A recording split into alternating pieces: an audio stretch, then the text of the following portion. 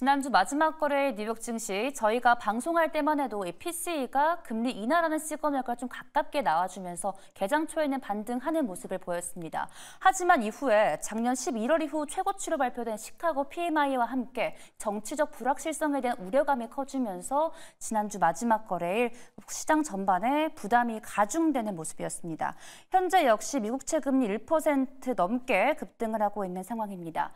현재 자세한 개장 상황과 함께 글로벌 이슈 만나보겠습니다. 뉴욕 증시 경제 전문 유튜버입니다. 유선아님 연결돼 있습니다. 안녕하십니까? 네, 안녕하십니까? 네, 이 시장이 바라보는 게 금리 인하라는 시그널인지 불확실성이 참 감이 잡히지 않는 월요일입니다. 방금 전에 제조업 PMI가 발표됐죠. 어떤 내용이 나왔을까요?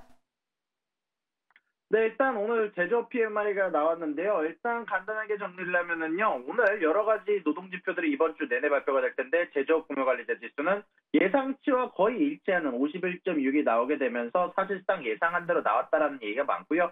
이 이후에 이어서 ISM 제조업 지수, 제조업 구매관리자 지수, 제조업 물가 지수가 나오게 되게 됩니다. 그리고 이번 주 한 주 내내 노동 지표가 나오게 되는데요. 화요일 날은 졸트 구인이직 보고서, 수요일 날은 신규 실업수당 청건수, ADP 비농업 고용지수, ISM 비제조업 고용지수와 구매자 지수, 물가 지수, 그리고 요거에 이어서 금요일 날은 미국의 평균 시간당 임금 지수, 그리고 비농업 고용 지수, 실업률이 나오게 될 예정이고요. 그리고 이번 주는 사실 3.5 거래일만 거래가 될 예정입니다. 이번 주는 독립기념일이 있다 보니까 7월 4일은 아예 휴장이고요. 그리고 그 전날 7월 3일 같은 경우는 현재 조기 종료 반장이 될 것으로 예상이 되면서 전체적으로 3.5 거래일만 진행이 되는데, 보통 이렇게 되는 경우 미리미리 정리를 하고 그다음에 휴가를 가려는 투자자들이나 기관들이 좀 있기 때문에 전체적으로 좀 변동성이 높은 경우가 많다는 점 여러분들이 염두해 주시면 좋을 것 같고요. 그리고 이것뿐만이 아니라 수요일 날 같은 경우는요. 장 마감 이후에, 장 마감이 미동부 기준 오후 1시인데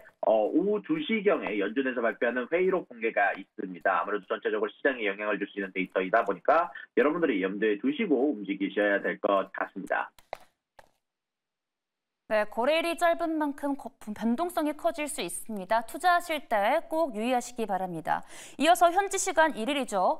이 세계 최대 자산운용사 블랙록이 하나로 약 4조 4,200억 원의 투자를 해서 프리킨을 인수했다는 보도가 나왔습니다. 이 프리킨이 어떤 회사인지, 이번 인수로 인해서 어떤 효과가 있을지 궁금한데요.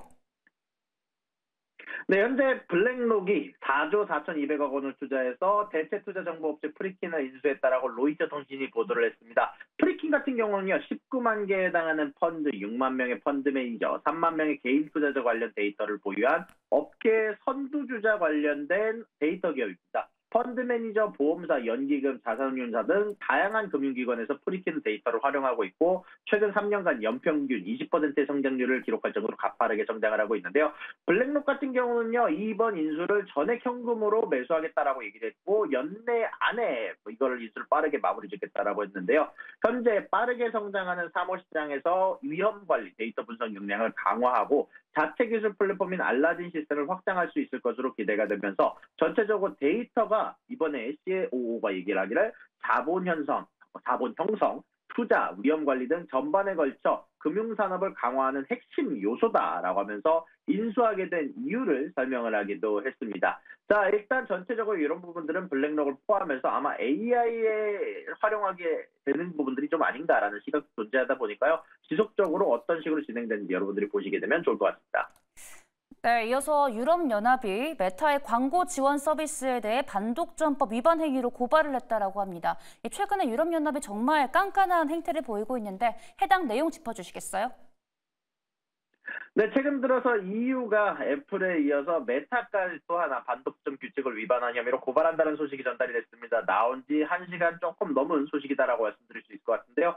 현재 메타 같은 경우는 최근에 도입한 시스템 중 광고가 포함된 SNS 시스템이 있습니다. 또한 여기에 관련해서 광고를 보지 않기 위해서는 지불을 하고요. 만약에 내가 돈을 지불하지 않으면 내 개인정보가 이런 광고를 위해서 쓸 수 있다는데 동의 버튼을 눌러야 하거든요. 문제는 내가 지불을 하지 않고 내 개인정보를 제공하지 않겠다라는 선택지가 없다라는 겁니다. 그로 인해서 이런 부분들 관련해서 EU 규제 당국이 이런 이진법 같은 선택 상황이 결국 사용자가 개인 데이터 결합에 동의하도록 강요를 한다라고 판단을 했고, 그로 인해서 개인화된 버전을 제공받아야 된다는 점 때문에 전체적으로 이런 부분들이 EU 쪽에서 이게 반독점법을 위반한다라는 평가를 내렸고요. 현재 이런 결정에 따라서 현재 유럽 사법재판소의 판결에 따라 데이터 수집 없이 제공되는 서비스의 대안 버전을 제공해야 될 수도 있다라는 얘기가 현재 메타를 통해서 보도가 되기도 했습니다.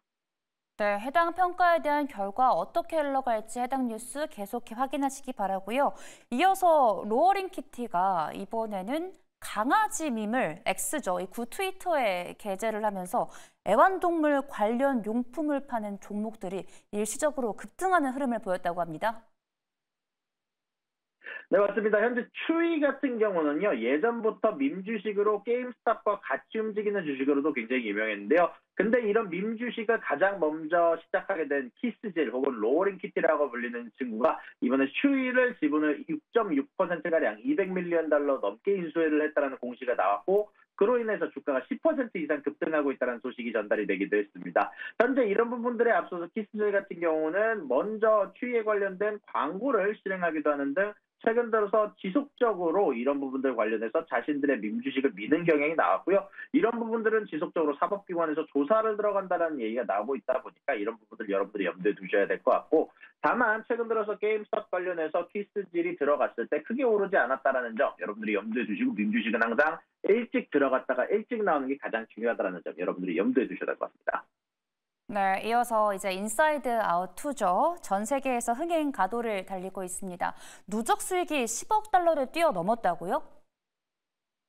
네, 맞습니다. 12일에 개봉해서 19일 만에 세운 기록입니다. 10억 1,400만 달러에 해당하는 수익을 거뒀다는 소식이 전달이 됐습니다. 현재 인사이드 아웃 2 같은 경우는요, 올해 들어 최고 수익을 거둔 영화가 될 것으로 예정이 되고 있고요. 현재 글로벌 누적 영행 수익 10억 달러 기록은 지난해 7월 이후 개봉한 바비 이후 처음이다라는 소식이 전달이 되기도 했는데요. 이런 부분들 관련해서 현재 개봉 첫 주말 관객의 46% 이상이 12세 이하의 어린아이들을 가지고 온 가족 관객이었다라고 얘기가 나오고 있는데, 지속적으로 이런 흥행이 지속적으로 악재가 넘쳐나는 미국 박스오피스의 수익 적자폭 27%를 19%로 줄이게 되면서 대형 스크린의 부활이다, 디즈니의 부활이다라는 평가가 언급이 되기도 했었습니다. 네, 지금까지 뉴욕 증시 경제 전문 유튜버 유선남님과 함께했습니다. 오늘도 정말 고맙습니다. 수고하셨습니다.